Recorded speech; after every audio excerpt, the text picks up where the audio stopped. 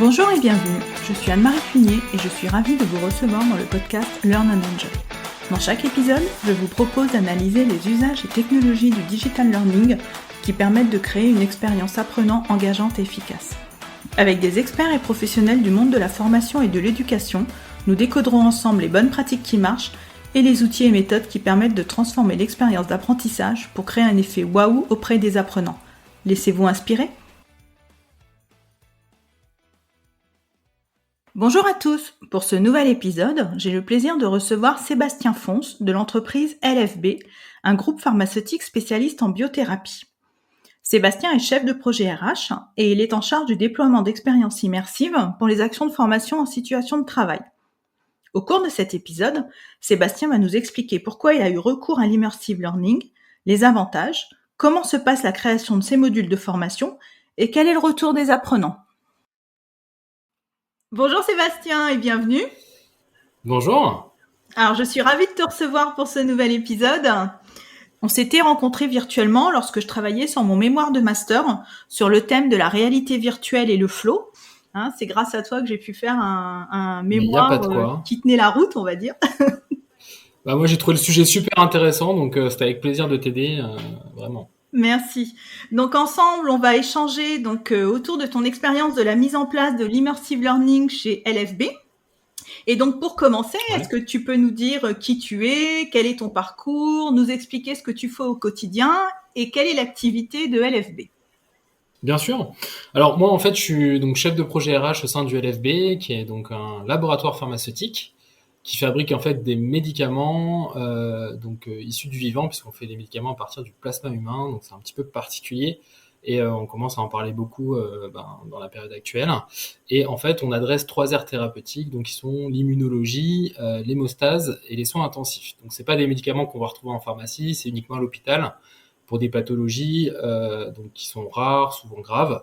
Euh, et du coup, pour mon parcours, moi j'ai eu un parcours un peu atypique parce que côté académique, j'ai commencé donc par une formation plutôt scientifique en laboratoire.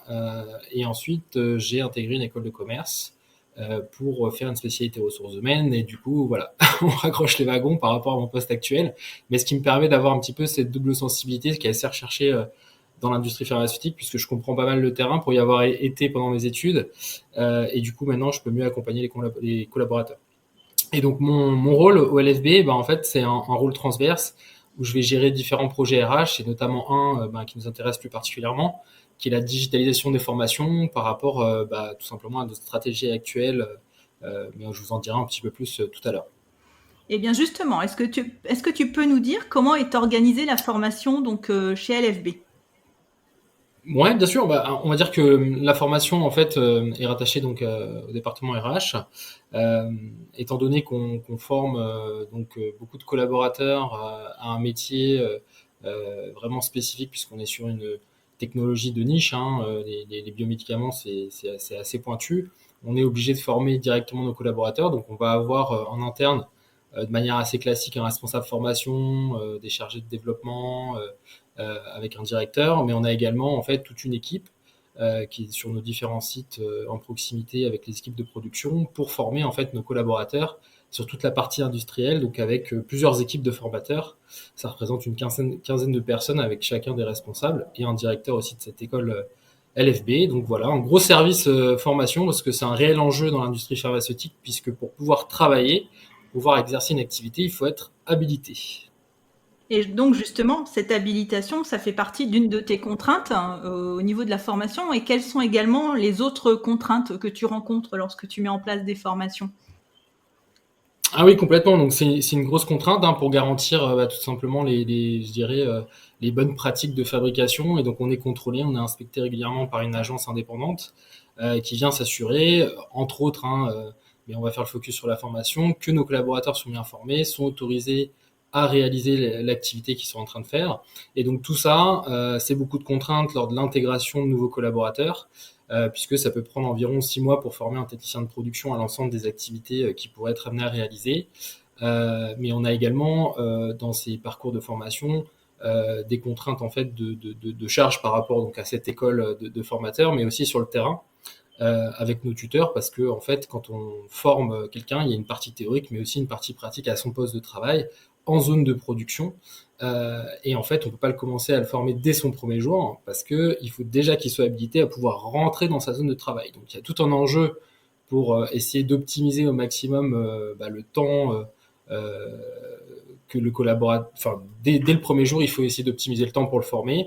Et en fait, ça monopolise également donc un technicien qui donc ne produit pas, mais s'occupe de former quelqu'un. Et en plus, ça mobilise également l'outil industriel. Donc tout ça, c'est des enjeux où ça fait partie de mon métier de réfléchir à des solutions, à essayer d'innover pour bien sûr continuer à améliorer l'efficacité et la qualité de la formation, mais aussi essayer d'optimiser ce temps de formation pour tout simplement qu'il n'y ait pas de rupture en fait dans le parcours de formation. Et justement, qu'est-ce qui a déclenché donc ce recours à l'immersive learning? Alors, ce qui a déclenché ce recours à l'immersive learning, je dirais qu'il y a beaucoup de facteurs, mais un quand même assez essentiel, c'est tout simplement la volonté, donc d'un point de vue stratégie entreprise du LFB, d'augmenter sa capacité de production avec la construction d'une nouvelle usine et le renforcement en fait de plusieurs sites en France. Donc, ce qui a conduit à des gros volumes de recrutement dans des laps de temps très courts, et donc directement a eu un effet sur l'intégration et la formation de nombreux collaborateurs. Et donc, il a fallu qu'on trouve des solutions. Hein. Et l'immersive learning, pour nous, a été une réelle réponse parce que, comme je l'expliquais, toute la difficulté, c'est que quand un collaborateur arrive, il peut pas tout de suite rentrer dans sa zone de travail. Il est obligé de passer un certain nombre de formations, habilitations. Et la problématique qu'on pouvait avoir, c'est en fonction aussi de l'activité à laquelle on souhaitait le former. Si le procédé de fabrication n'en était pas à la bonne étape, il pouvait pas forcément tout de suite rentrer en zone pour être formé à l'activité en question. Et donc, tout l'avantage de l'immersive learning est le fait de pouvoir finalement tourner les formations au poste de travail sur les manipulations ou les moments de production pertinents en fonction du collaborateur qu'on recrute. C'est de pouvoir tout simplement, dès le premier jour, lui permettre de se téléporter dans son futur environnement de travail et de commencer à apprivoiser son environnement de travail, à commencer à lui expliquer toute la couche sécurité autour de son activité, et bien sûr, petit à petit, lui amener les notions liées au procédé de fabrication. Oui, et puis il y avait aussi, tu m'avais expliqué que tu avais trouvé aussi des avantages à ce procédé, comme par exemple le droit à l'erreur ou la Bien possibilité de sûr. montrer l'invisible. Alors exactement, c'est-à-dire que en plus de ça, parce que je dirais que les avantages sont nombreux, donc effectivement la liste est longue, mais ce qui était très intéressant pour nous, c'est que comme je le disais tout à l'heure, on manipule quand même, enfin on fabrique des médicaments à partir du plasma humain, donc c'est issu d'un don, donc c'est pas, je veux dire, c'est une matière en plus qui est rare, hein, on est vraiment en flux tendu. Puisque c'est fonction des dons de sang. Et du coup, on peut pas se permettre, quand on forme quelqu'un, on va dire, de lui montrer une mauvaise manipulation pour voilà, essayer pédagogiquement de lui expliquer que c'est pas ce qu'il faut faire, etc., ou de gâcher du produit, c'est juste pas possible.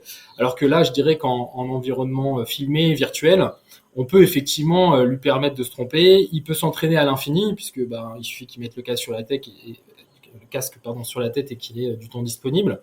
Donc ça aussi, c'est ultra intéressant par rapport à une situation dans l'univers de production, mais qui serait dans un temps donné, un timing donné. Après, j'insiste vraiment pour dire que ça ne vient pas du tout remplacer la formation au poste de travail pratique avec le tuteur. C'est vraiment en complément. C'est vraiment pour optimiser ces temps de formation qui étaient, je dirais, des fois inexploités, parce que tout simplement, comme je disais, le timing ou l'étape de production par rapport à l'intégration du collaborateur n'était pas forcément au bon moment. Donc il y avait des temps morts finalement dans la formation. Et là, ça nous permet vraiment de les meubler, de les combler, ce qui fait que le collaborateur, une fois qu'il arrive sur son poste de travail, déjà il a pu progressivement digérer l'information et se l'approprier. Et donc du coup, quand il est avec son tuteur, le tuteur qui est là physiquement avec lui peut beaucoup plus se concentrer sur des tâches à valeur ajoutée plutôt que de lui représenter forcément l'environnement ou de passer beaucoup de temps à lui expliquer plusieurs fois son environnement ou les différents outils ou principes ou règles de sécurité, parce que il aura déjà répété maintes et maintes fois en environnement virtuel. Donc ça fait vraiment gagner du temps à ce niveau-là, et le tuteur peut vraiment se consacrer à des explications et des tâches à plus haute valeur ajoutée pendant la formation avec son collaborateur, ce qui du coup peut diminuer les temps de formation, parce que le nombre de répétitions finalement est mieux géré, quoi, mieux optimisé par rapport à le jour 1 d'arrivée, en fait. Oui, quelque part, c'est une préparation à la formation pratique ensuite, on va dire. Le salarié va se préparer virtuellement avec le casque à reproduire les gestes, etc. Et ensuite, il va pratiquer dans le réel. Et du coup, il sera mieux préparé puisqu'il aura déjà Exact. fait les gestes. Exactement, et même avant, parce qu'à chaque fois on mésestime un peu de cette partie-là, on focus sur le geste métier, mais en fait avant tout ça, il y a apprivoiser son environnement, parce que en fait il faut comprendre que il y a plein de machines, il y a du bruit, il y a des règles de sécurité, il y a des règles d'habillage. Enfin, je veux dire, avant même de pouvoir faire le geste, il y a tout un tas d'étapes et de règles à respecter pour être dans les bonnes conditions, ne pas contaminer le produit, ne pas se faire contaminer par le produit. Et donc en fait, ça aussi, ça prend énormément de temps. Avant même de pouvoir lui parler de son premier geste métier, qu'il va devoir réaliser sur la chaîne de production. Et donc, du coup, c'est aussi ultra intéressant, en plus de l'aider à s'entraîner, à se préparer, vraiment à apprivoiser son environnement dès le premier jour. Et en fait, je dirais qu'on réfléchit déjà à aller au-delà, c'est-à-dire que intégrer l'immersive learning dès le processus de recrutement, en fait, même pourquoi pas comme un processus de sélection ou même de présentation en fait du futur environnement de travail pour le collaborateur. Je crois qu'on a tous rêvé quand on allait en entretien de pouvoir aller observer ou se téléporter dans la future entreprise qu'on allait intégrer. Et ben là, c'est possible grâce à l'immersive learning. Oui, oui, là, on est sur les process Les d'onboarding. applications, les applications sont nombreuses. Oui, mais je dirais que la formation, elle peut commencer déjà là, en fait. Ah bah Hein, après, complètement, complètement. plein de sociétés, d'ailleurs, réfléchissent à mettre du contenu à disposition de futurs potentiels candidats pour justement commencer déjà à les former. C'est des réflexions qui existent depuis plusieurs années. D'ailleurs, j'ai en prévision également un épisode sur le onboarding, donc j'en parlerai bientôt. Voilà, Voilà. c'est un vaste sujet. Hein. Où commence-t-il, où s'arrête-t-il? Vaste question. Alors, et donc concrètement, est-ce que tu peux nous expliquer comment se passe la construction d'une expérience en immersive learning? Comment tu t'y es pris? Je crois qu'au départ, tu avais pensé à impliquer les formateurs et puis après, tu as un petit peu changé. Alors, ça, c'est plutôt des questions, je dirais, structurelles, après, nous, d'organisation en interne. Donc déjà, pour répondre à la première question de comment on fabrique une expérience, donc nous, on utilise un logiciel qui s'appelle Uptail, qui va nous permettre donc à la fois de concevoir et déployer l'expérience, et ensuite, d'un point de vue, je dirais, processus interne, parce qu'on a la chance d'avoir pris le parti pris de tout internaliser, en fait, chez nous, à part donc la licence de ce logiciel. Donc en fait, on a une phase vraiment clé qui est la création du scénario, où là, c'est vraiment, je dirais, un triptyque, pour moi indispensable pour garantir le succès en fait d'une expérience. Il faut un expert opérationnel, un ou plusieurs, parce que des fois, ils peuvent même être acteurs de l'expérience. Il faut un ingénieur pédagogique qui va garantir justement toute cette couche d'interactivité, qui va garantir derrière l'évaluation, les notions qu'on va apporter pour qu'elles soient bien conformes par rapport au parcours de formation, l'objectif, les différents objectifs pédagogiques. Et enfin, l'expert technique VR, j'ai envie de dire, qui est le concepteur, réalisateur de cette expérience. Une fois qu'on a notre scénario bien ficelé, avec les différentes interactions qu'on veut, tout simplement, il faut programmer un tournage qui peut être d'une durée variable. Nous, en général, on arrive à tenir entre une journée, voire une demi-journée, en fonction de la complexité de ce qu'on a à filmer et puis le nombre de scènes. Et ensuite, il y a 2 à 3 jours de montage, en fait, là où c'est plus donc l'expert technique VR qui travaille et qui va tout simplement assembler les différentes prises de vue, rajouter les interactions avec les tags interactifs, etc. Pour ensuite arriver à un produit fini. Donc en général, il y a un petit aller-retour de validation avec les opérationnels, et puis derrière, c'est le déploiement. Et justement, ce déploiement, comment tu fais ce déploiement? Alors, nous, comment on fait? Alors, nous on a donc investi dans des casques de réalité virtuelle. Donc en fait, finalement, d'un point de vue organisationnel, ça ressemble beaucoup à une formation présentielle. Je veux dire, il y a un formateur, donc avec des apprenants, ils se mettent dans une salle où bien sûr on va avoir tout le matériel nécessaire pour réaliser donc l'expérience de réalité virtuelle. Et en fait, à aujourd'hui, euh, en tout cas sur les formations pour l'instant qu'on a déployées, on est plutôt donc sur une session dédiée à la réalité virtuelle. C'est pas forcément intégré à une autre formation, je dirais, et donc c'est pas seulement une activité, c'est vraiment une formation qui intervient pour leur permettre de mettre en pratique. Donc souvent avant, ils ont eu une formation théorique qui est revenue justement sur le principe. Par exemple, si je prends l'exemple, on a une expérience sur le montage d'une centrifugeuse. Donc la centrifugeuse, hein, c'est un gros bol qui tourne super vite. Et donc, en fait, il faut qu'ils connaissent les différentes pièces, il faut qu'ils connaissent le principe de la centrifugation, etc. Donc, ça, c'est amené dans une formation théorique. Et ensuite, on leur propose de tout simplement le faire en réalité virtuelle. Et donc, ça permet tout de suite de mettre en pratique, entre guillemets, indirectement, dans un environnement virtuel, ce qu'on vient de leur expliquer de manière théorique. Et donc, du coup, de mieux faire le lien et de renforcer l'ancrage des connaissances. Et c'est super intéressant.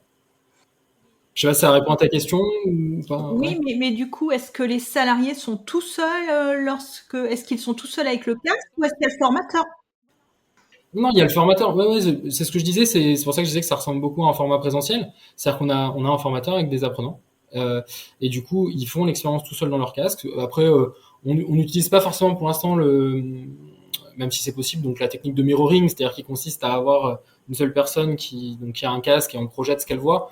Là, pour l'instant, nous, dans nos cas pratiques, en tout cas, voilà, on est vraiment, chaque individu a un casque. Alors après, des fois, en fonction du nombre de casques, du nombre de collaborateurs, on va dire que le formateur, voilà, peut alterner, fait des sous-groupes, etc. Mais en fait, ils font leur propre expérience parce qu'elle se suffit à elle-même et après, ils débriefent en fait ensemble. D'accord. Puisqu'elle vient illustrer un peu ce qu'ils ont vu en théorique, si tu veux. Oui. Et du coup, les formateurs se sont bien appropriés cette modalité ou pas? Oui, progressivement. Alors, on les a accompagnés. Ouais, ouais, tout à fait. Je dirais que c'est en cours, hein, bien sûr. Hein, c'est comme tout nouvel outil. Et en plus, je dirais que il y a tellement de manières de l'amener. Enfin, je donnais deux exemples à l'instant. Le fait de mettre un casque à quelqu'un, de projeter ce qu'il voit et peut-être débriefer avec le groupe. Le fait de laisser les gens découvrir un peu l'expérience, parce que du coup, en fait, il peut y avoir des expériences qui sont conditionnelles, hein, c'est-à-dire qu'ils prennent pas tous forcément le même chemin en fonction des erreurs ou pas qu'ils font, et c'est ça qui est super intéressant. Parce que quand on parle du droit à l'erreur avec l'immersive learning, c'est qu'en fait, on va dire qu'on peut mettre une condition dans l'expérience. S'ils oublient de dévisser une vis, voilà, qu'est-ce qui se passe derrière? Et donc, ils peuvent vraiment voir les conséquences de leurs erreurs, ce qui n'est pas forcément le cas dans la réalité, puisqu'on les empêche à tout prix de faire ça, et que c'est pas possible de le faire. Donc voilà, c'est vraiment il y a beaucoup de manières d'amener ça, et donc je dirais que les formateurs, on les a accompagnés, on les a formés, on continue de le faire. Et en fait, c'est assez naturellement, finalement, peut-être après une première réaction de waouh, en fait, ça va venir me remplacer, mais non, pas du tout.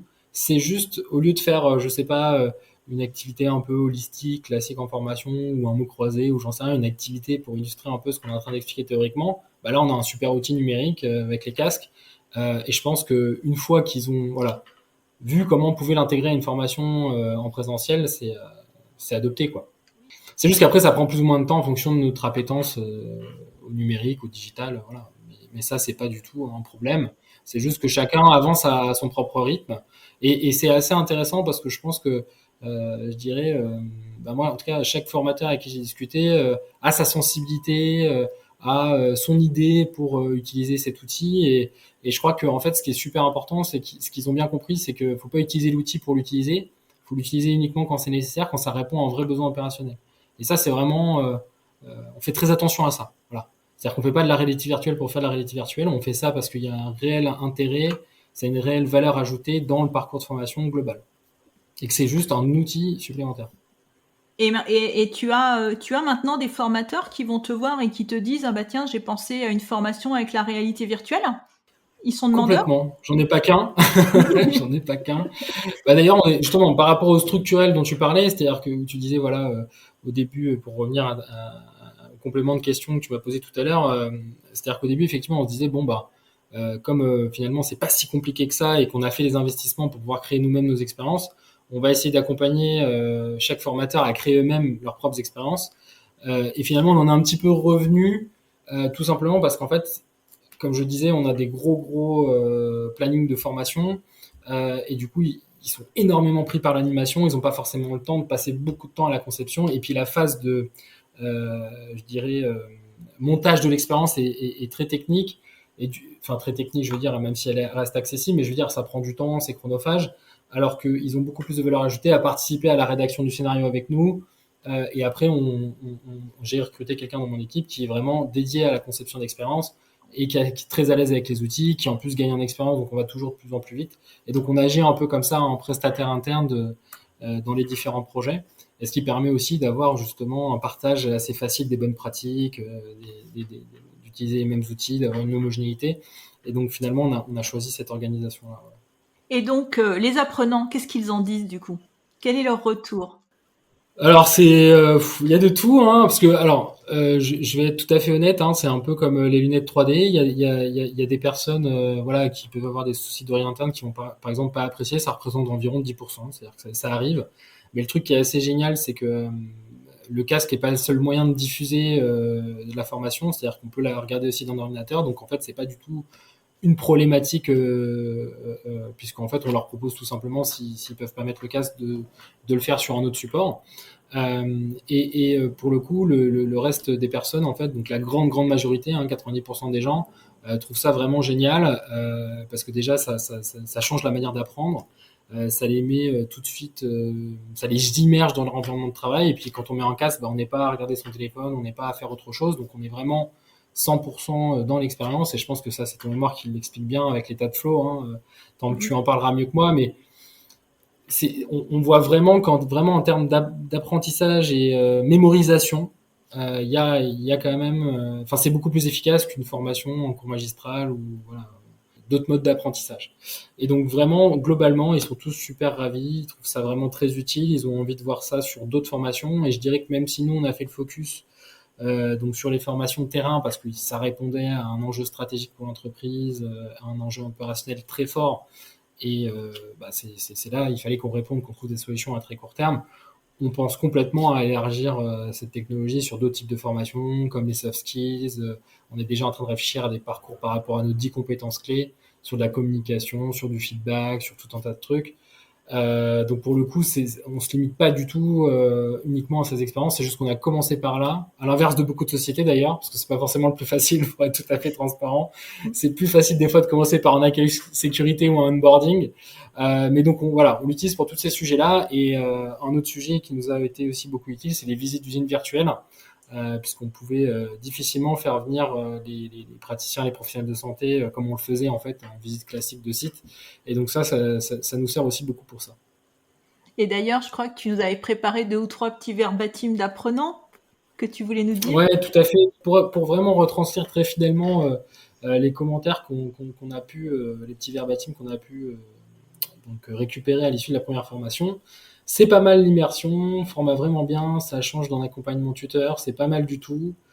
Très bien d'avoir des informations sur les différents types de pipettes, puisque là en l'occurrence c'était une formation à la bonne gestuelle, manipulation des pipettes. Euh, Intéressant pour les dilutions, essentiel pour les dosages, à faire régulièrement. Voilà. Parce qu'en fait, c'est vrai que le format est très court, puisqu'en fait, on est sur 10 minutes maximum hein, d'expérience. Donc, parce qu'après, c'est vrai que si on garde un casque trop longtemps, c'est pas forcément. Voilà. Et les gens, en fait, ce qui les intéresse, c'est de se dire, je peux y revenir facilement, parce qu'en plus de le faire en formation, en fait, on l'a mis sur notre intranet. C'est-à-dire qu'il y a une bibliothèque d'expérience disponible sur notre intranet, donc c'est aussi en libre service, où ils peuvent y revenir s'ils le souhaitent. Puisque là, il y en a une, donc je reprends les pipettes, où en fait on rebalaye finalement les différents types de pipettes au laboratoire. Il y a des automatiques, il y a des manuels, etc. C'est différentes manières de faire. Et en fait, bah voilà, si ils la manipulent pas souvent ou ils ont un doute, etc., ils peuvent aussi réaccéder assez facilement à l'information de manière interactive, parce qu'on pense aussi nos expériences comme ça. C'est-à-dire de pouvoir accéder au contenu sans forcément obligé de repasser par tout le chemin. Et donc, on est capable aussi de concevoir l'expérience vraiment pour la formation présentielle, mais aussi pour après la mettre dans cette fameuse bibliothèque où il va y avoir une sorte de menu qui permet d'accéder dans une logique un peu de curation de contenu à la bonne information rapidement pour retrouver l'information, la notion pédagogique qu'on souhaite. Quoi. C'est en cours, hein, de toute façon, je dirais que chaque jour qui passe, on fait de mieux en mieux, on est très à l'écoute et on recueille beaucoup justement le feedback des collaborateurs, des formateurs, des opérationnels et des tuteurs, et ce qui fait que on s'améliore. Et donc, pour toi, quelle serait la prochaine étape? Pour moi, la prochaine étape, déjà, il y a élargir le scope, comme je disais, c'est-à-dire que aller explorer les soft skills, enfin, d'autres applications finalement. visite d'usine virtuelle, etc.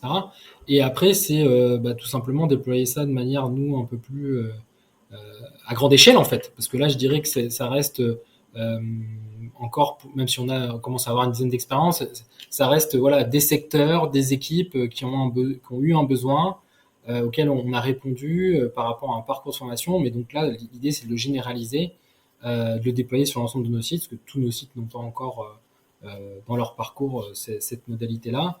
Mais bien sûr, avec toujours le garde-fou quand c'est nécessaire, quand ça apporte quelque chose, quand ça a de la valeur ajoutée. Et puis la suite, c'est aussi d'autres technologies avec déjà la réalité virtuelle 3D, la réalité mixte, la réalité étendue, la réalité augmentée. Enfin voilà. Donc il y a beaucoup de technologies qui arrivent sur le marché. Après, c'est pas les mêmes investissements, c'est pas les mêmes temps de conception. Puis il y a des choses où clairement ça vaut pas le coup d'internaliser, alors que pour l'immersive learning, ça s'y prête vraiment beaucoup, je trouve. Donc on réfléchit à tout ça. On a déjà des modules. Hein, en réalité virtuelle 3D, etc., pour l'habillage, par exemple, pour entrer en zone, puisque c'est des choses qui existaient déjà depuis plusieurs années. Hein. On a l'impression que c'est nouveau, mais finalement, ça fait quand même plusieurs années que ça existe. C'est juste que c'est de plus en plus accessible et ça se démocratise de plus en plus. Le matériel est de moins en moins cher, donc c'est vraiment intéressant et je pense qu'il faut prendre le train en marche parce que déjà dans le privé ça se développe beaucoup, donc les futurs collaborateurs qu'on va recruter dans quelques années, ils auront déjà mis un casque de réalité virtuelle, ce qui n'est pas toujours le cas, on va dire aujourd'hui, mais ça va être de plus en plus naturel, un peu comme le smartphone. Donc voilà, donc c'est une évidence pour nous en fait. Oui, et puis ce que tu as dit là tout au long de l'épisode, c'est ce que j'ai retrouvé aussi dans mon mémoire, c'est-à-dire que la réalité virtuelle ou l'immersive learning est bien adaptée aussi pour tout ce qui est apprentissage des gestes techniques. Et là, on est en plein dedans, parce que justement, ça permet cette répétition, ça permet ce droit à l'erreur, etc. Moi je dirais qu'avec l'immersive learning, du coup on utilise des photos vidéo réelles, de l'environnement réel. Donc là, on fait pas forcément le focus sur le geste, mais plus sur l'environnement et toutes les interactions qu'il peut y avoir sur aussi montrer l'invisible, justement, comme on disait, par rapport nous à comment ils travaillent en atmosphère stérile, si on doit montrer des micro-organismes, etc. Ça permet d'avoir des effets, etc., qui leur montrent voilà, comment ça peut se passer. Par contre, pour le geste, c'est vrai que c'est plus la 3D. Hein. D'ailleurs, c'est largement utilisé en santé avec les médecins, etc. Mais c'est vrai que nous, dans nos métiers, on n'a pas besoin d'une. Enfin, je veux dire, les gestes métiers dont on parle, c'est pas au millimètre près. C'est-à-dire que c'est plus comprendre comment fonctionne son automate, appuyer sur les bons boutons, ne pas se tromper dans les tuyaux, etc. On est moins sur manipuler un cœur où on est au millimètre près, voilà, où il faut pas se tromper. Donc je dirais c'est un peu différent. C'est pour ça aussi que nous, l'immersive learning est très adapté à nos formations de terrain, parce qu'en fait, voilà, c'est pas une gestuelle au sens la main doit bouger exactement à l'horizontale au millimètre près. Il peut y avoir quelques activités qui sont de cet ordre, mais globalement, on est plus sur finalement comprendre le gros appareil, qu'est-ce qu'il fait, comment il fonctionne, c'est quoi le principe derrière, pour pas faire d'erreur, pour savoir comment réagir en cas de panne, de problématique, d'alerte, d'alarme, de pas faire d'erreur, voilà. Ok, bah écoute Sébastien, moi je te remercie de nous avoir relaté toute ton expérience par rapport à l'immersive learning. Donc on va arriver à la fin de l'épisode. Donc dans les liens, dans les notes de l'épisode, ce que je propose c'est de mettre ton contact LinkedIn si les auditeurs veulent Oui, bien sûr. éventuellement te contacter.